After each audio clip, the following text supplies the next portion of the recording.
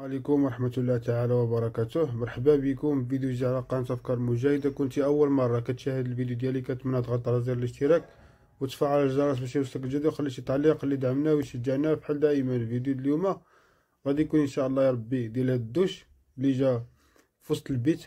بالنسبة لهاد الدار هادي إلا تبنات أول مرة غادي تصلح هاد الدوش من بعد ما كاز لاستالاسيون على حساب بلان ديال الدوش اللي غادي نخدموه. ان شاء الله تشوفوه في الاخر الدوش كيفاش غادي يجي والبلان ديالو.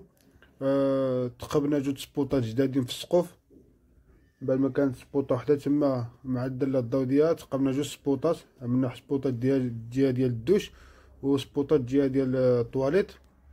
بالنسبه للزليج ديالنا غادي نخدمو الزليج متر وعشرين على 60 كيف ما كتشوفوا. عندنا الزليج بياط وكحل، الزليج معرق على شكل الرخام. بالنسبه للوجه ديال الدوش غادي نخدموه بالكحل، والجنابات والسقوف تا هو غادي نخدموه بالزليج ديال متر وعشرين على 60. السقوف والارضيه غادي تخدمو بالزليج ديال متر وعشرين على 60.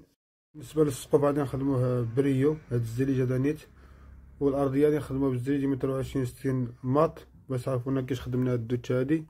خليكم مع الفيديو. دير راسك براسك وثق في راسك، قطع اي حاجه قدامك باش تحقق احلامك. حتى انا كنت في حالك وخلقت في حالك، كنت ما كنعرف نعمل والو، بديت من الزيرو. عمري ما فشلت وعمري ما جلست مع شي واحد فاشل، حيت انا تايق في راسي. وحتى انت حيت عارفك تايق في راسك، اشترك في القناه وفعل الجرس واعمل لايك وخلي الراي ديالك في التعليق، حيت الراي ديالك كيهمني. مرحبا بكم من جديد. كما كتشوفوا معنا من بعد ما بدينا التركيب ديال الزليج ديال الحيط،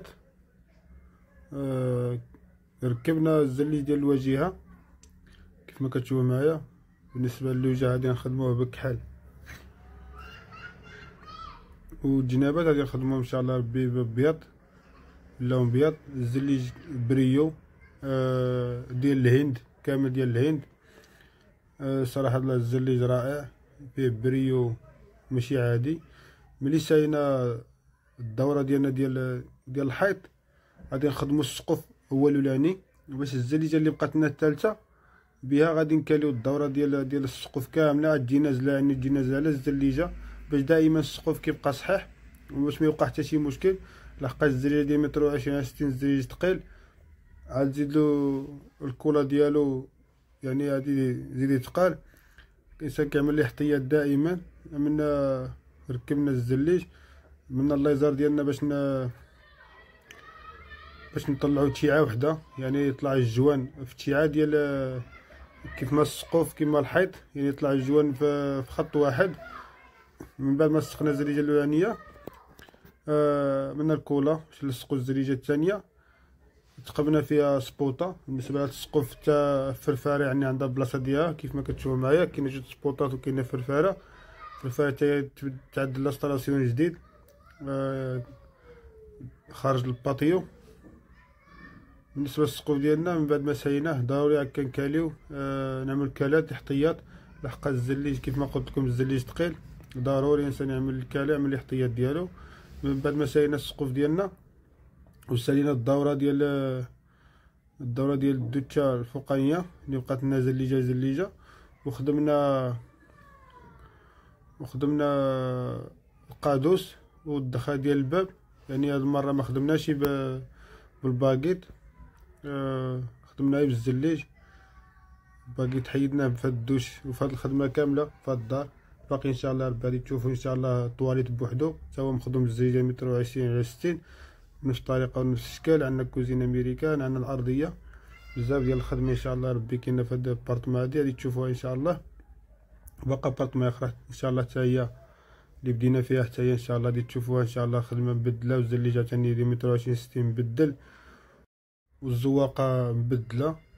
كما قلت لكم ما خدمناش بباكيت في هاد البارطمون، خدمنا غير بالزليج الانجليتي كنقطعوه وكنلصقو يعني الزليجه بطريقه جديده، خدمه جديده. صراحه الله البارطمون طلعت فيها الخدمه رائعه. لا هادي ولا اللي عم بداو ان شاء الله يا ربي اللي خدامين فيها دابا ان شاء الله غادي تستافدوا بزاف. الخدمه ديالهم والاصلاح اللي فيهم. بالنسبه ملي ساينا الحيوط مره والسقف ديالنا عملنا الفورمه وبدينا ارضيه ديالنا كيف ما كتشوفوا. خدمناها بالزليج ماط. الزليج باش ما يزلقش في الارضيه، ضروري في الارضيه كنبدلو دائما، كنعملو الزليج ماط اولا السومي ماط. يعني دائما خصو يكون الزليج ما كيزلقش، لحقاش الدوش كيكون الصابون كيكون، يعني دائما الانسان يعمل الاحتياط ديالو، يعمل الزليج ما يكونش كيزلق باش ما يشكلش الخطر عليك. بالنسبه للارضيه خدمنا فيها جوج شيفونات. خدمنا واحد الشيفون ديال 50 سنتيم على 10 سنتيم اللي كنخدم بهم دائما شيفون ميتاليك. وخدمنا على برا بالدوش، خدمنا الجهه ديال الطواليت، خدمت واحد الشيفون احتياطي اذا طاح الماء ولا شي حاجه في الدوش، يعني تكون ديك الجهه عندها المياه ديالها بوحدها باش الماء لا طاح الماء في الدوش ما يبقاش، يعني الانسان كيعمل احتياط وصافي. بالنسبه للجليسه حتى هي عملنا جليسه في الدوش، عملنا واحد الجليسه كيف ما كتشوف معايا مع الشيفون. واحد الجليسه حتى هي غلفناها بالزليج كحل باش تجي مع الحيط كحل، يعني يجي نفس التناسق مع حيط الكحل، يعني يمشي كلشي كحل. وعملنا الدريجه اللي غادي ينزل عليها الدجاج ان شاء الله يا ربي، من الدرج ما يخرجش الماء البيت، وعاد في نفس الوقت غادي ينزل عليها الدجاج، لحقاش هاد الدوش هذا غادي يكون عنده باب ديال الدجاج يعني كامله، غادي تكون كوليس، غادي يكون عندها باب بالسكه وفيها جوج دخلات، بغيتي تدخل الجهه ديال الطوايت كتدخل، بغيتي تدخل الجهه ديال الدوش كتدخل، يعني تكون نتينا كتحكم. وعادي ان شاء الله ربي يعني نعدلو لها واحد الفراق ديال الدجاج بين الدوش والطواليت، يعني باش يكون كدوش الماء ديال الدوش يبقى في الشيفون، يعني ما يخرجش الماء حتى الشيفون ياخر، دائما يبقى الماء حدا الدوش. خدمنا 3 طاجيرات كيف ما كتشوف معايا في القنت.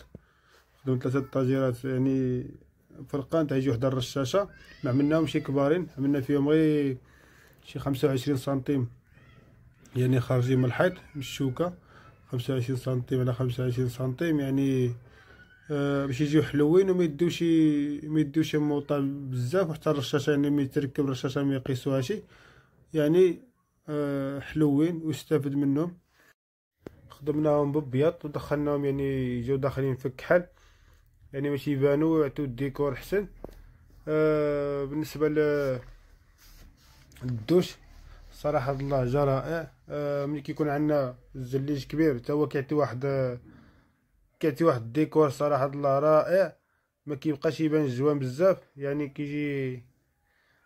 كتجي الدوتشا ولا الكوزينه ولا كيجي الارضيه يعني كتجي رائعه، يعني كل ما قل الجوان ديال الزليج في الحيط ولا في الارض يعني كيزيد يعطي واحد الديكور.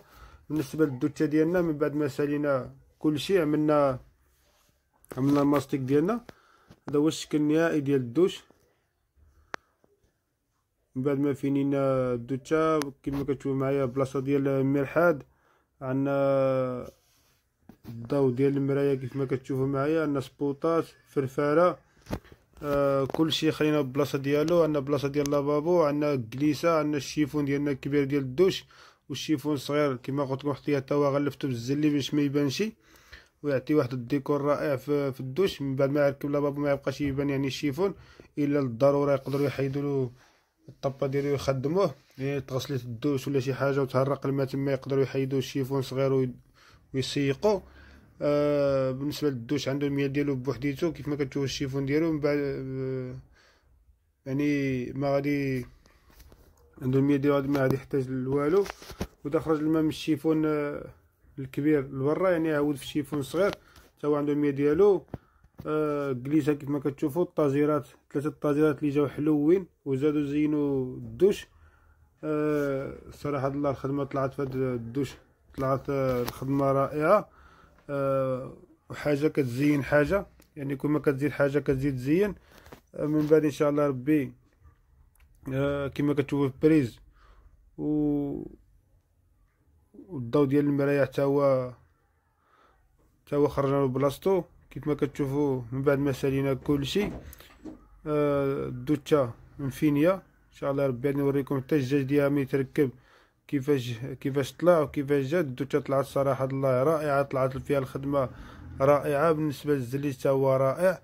بالنسبه للزليج اللي كتشوفوا الارضيه ديال البارطمان كامله ان شاء الله ننزل لكم فيديو ديالها باش تشوفونا كيفاش خدمنا بارطمان. الزليج اللي خدمنا به حتى هو كيف ما بان لكم في الفيديو، خدمنا بزيد 120 متر على 60 الارضيه كامله.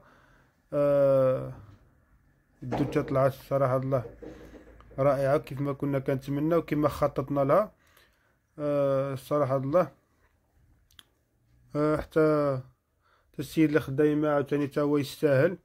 انسان كيعجبو الحاجه مزيانه، يعني كيعجبو الحاجه مزيانه وكيخسر عليها كيخصو يشوف الحاجه كيف ما خصو. حنا تاني كنعملو المجهود ديالنا باش نجيبو داكشي كيف ما كيخصو هو وكيف ما كيتمناه. هو الله عمر هدر، يعني يستاهل كل خير. الانسان كيعمل حاجه الا باش يرتاح في داكشي اللي كيخصو وداكشي اللي كيحلم به انه يشوفه في الدار ديالو. خصو يشوفو الانسان يعني خصو يعمل المجهود ديالو، يحاول يعمل له داكشي اللي باغي هو واللي كيتمنى هو واللي كيحلم به هو. كنتمنى ان شاء الله ربي نكونوا حتى حنا عند حسن الظن ديالو، وكنا مناو داكشي اللي كان كيتمنى يشوفه في الدار ديالو. الانسان كيبقى يخدم شحال من عام وشحال من سنين باش يوصل شي حاجه ويعمل شي حاجه اللي كيتمناها واللي كيحلم بها. الانسان دائما خصو يجي يعني يعمل الخدمه الا كان قادر يعمل الخدمه كيف ما خصو موظف، يعني ضروري خصو يلبي له الطلب ديالو. كان ما كانش قادر يعني ما نخسروش الخدمه. فحال بعد الفيديو اللي كنزل لكم الانسان ما كيفهمش بالخدمه وكيبقى يخسر خدمه الناس، كيخسر الزليج ديال الناس ولا مرمود الناس.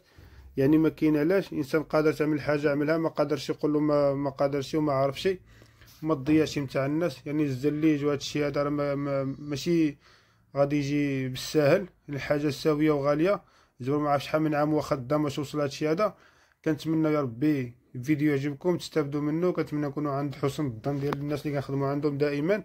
كنتمنى الفيديو يكون عجبكم والدوشه تكون عجباتكم. من بعد ما ركب الدجاج اللي قلت لكم في الاول الفيديو، من بعد ما ركب الدجاج هذا هو الشكل النهائي ديال الدوش. هذا هو الفراق اللي عملنا حتى الداخل ديال الدوش، عملنا فراق كيف ما كتشوفوا. بالنسبه للدوشه ديالها تكون في وسط بيت النعاس من داخل، يعني عزلنا الدوش على الطواليت، خلينا الدخله بطبيعه الحال يعني يدخل بين الدوش والطواليت في الداخل. يعني خلينا الدخيله منا الدجاجه غير في النص باش كتعزل كيف ما قلت لكم غير الماء. كنتمنى ان شاء الله ربي تكون الدوشه عجبتكم، تكون الخدمه عجبتكم، تكونوا استفدتوا من الدوش. بالنسبه للناس اللي عندهم الدوش في وسط البيت يقدروا يستافدوا منه، يقدروا يخدموها بهذه الطريقه وبهذا الشكل. كنتمنى هادشي اللي كنزل لكم وهادشي اللي كنخدموه يكونوا كتستافدوا منه.